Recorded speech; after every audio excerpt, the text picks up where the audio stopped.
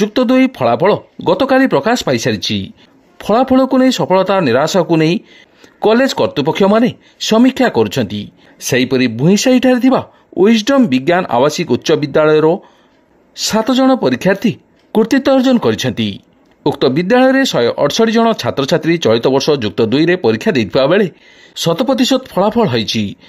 150 ଜଣ ବିଦ୍ୟାର୍ଥୀ ପ୍ରଥମ ଶ୍ରେଣୀରେ ଉତ୍ତୀର୍ଣ୍ଣ ହୋଇଥିବା ବେଳେ 18 ଜଣ ଦ୍ୱିତୀୟ ଶ୍ରେଣୀରେ ପାସ୍ କରିଛନ୍ତି।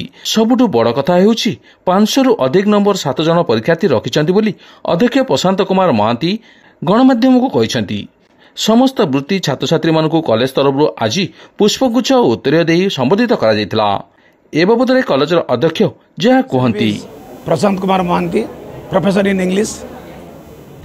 For last this year 1868 students appeared. Out of that, it is an immense pleasure for everybody. We got a 150 first class, and rest second class, no third class, and no fail. That's why it is a message to the guardians. Those guardians have appeared. The students in matriculation, in comparing to other colleges in Balasore, we feel we are in the top, in the average and first class also. That is why lot of thanks to the media people and our guardians and my colleagues, those who are working in this college. Thank you, a lot of thanks to everybody. That is the dedication of the students as well as the dedication of the teachers and also management and the chairman. Our honorable chairman, he did a lot for that. The vivid investigation for him is good look, is caring, that brings the result. Point is that. Thank you. Thank you. ଫଳାଫଳ ଉପରେ କଲେଜର chairman Smita ଦେବୀ ଘଡ଼ାଇ ବହୁତ ଖୁସି ଥିବା ବେଳେ ଛାତ୍ରଛାତ୍ରୀମାନଙ୍କୁ ଶୁଭେଚ୍ଛା ଜଣାଇବା ସହ ସମସ୍ତ ଅଧ୍ୟାପକ ଅଧ୍ୟାପିକାମାନଙ୍କୁ ସଫଳତାର ସମସ୍ତ ଶ୍ରେୟ ଦେଇଛନ୍ତି। କଲେଜ ଅଧ୍ୟାପକ ଅଧ୍ୟାପିକାମାନଙ୍କ କଠିନ ପରିଶ୍ରମ, ଛାତ୍ରଛାତ୍ରୀମାନଙ୍କ ଅନାବିଳ ଭଲ ପାଇବା, ସର୍ବୋପରି କୃତି ଛାତ୍ରୀମାନଙ୍କ ନିଜ ଅଧ୍ୟାପକ ଅଧ୍ୟାପିକା ଶିକ୍ଷାକୁ ଅତି ସରଳ ଭାବରେ ବୁଝିପାରି ଜ୍ଞାନ ଆହରଣ କରିବା ଏହି ସଫଳତାର ମୂଳମନ୍ତ୍ର ଅଟେ ବୋଲି କୃତିତ୍ୱ ଅର୍ଜନ କରିଥିବା ଛାତ୍ରୀମାନେ କହିଛନ୍ତି।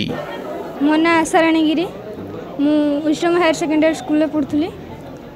ମୁଁ ଏଇ ବର୍ଷ +2 ଏକ୍ଜାମ୍ ଦେଇଛି, 543 ମାର୍କ ରଖି ଉତ୍ତୀର୍ଣ୍ଣ ହୋଇଛି।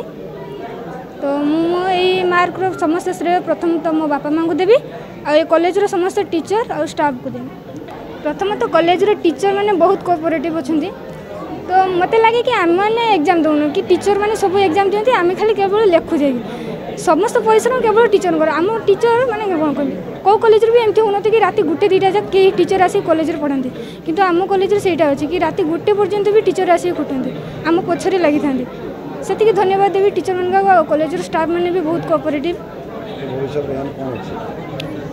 I want to B A doctor. Wisdom ଘରୋଇ ଆବାସିକ ଉଚ୍ଚ ବିଦ୍ୟାଳୟ ବାଲେଶ୍ୱର ଜିଲ୍ଲାର ଏକ ଉନ୍ନତ ଶିକ୍ଷା କେନ୍ଦ୍ର ହୋଇଥିବା ବେଳେ ଗୁଣାତ୍ମକ ଅଧ୍ୟାପକ ଅଧ୍ୟାପିକା ଶିକ୍ଷାଦାନ କରୁଥିବା ବେଳେ ଶୃଙ୍ଖଳିତ ପରିଚାଳନା ଅତି ଉନ୍ନତମାନର ହୋଇଥାଏ, ଯାହା ଅଭିଭାବକ ଓ ଛାତ୍ରଛାତ୍ରୀମାନଙ୍କର ପ୍ରଥମ ପସନ୍ଦ ହୋଇ ରହିଛି। 2024-25 ଶିକ୍ଷାବର୍ଷରେ ଅଧିକ ଛାତ୍ରଛାତ୍ରୀ ଏଠାରେ ପଢ଼ିବା ପାଇଁ ଆଗ୍ରହ ପ୍ରକାଶ କରିବେ, ଏଥିରେ ସନ୍ଦେହ ନାହିଁ।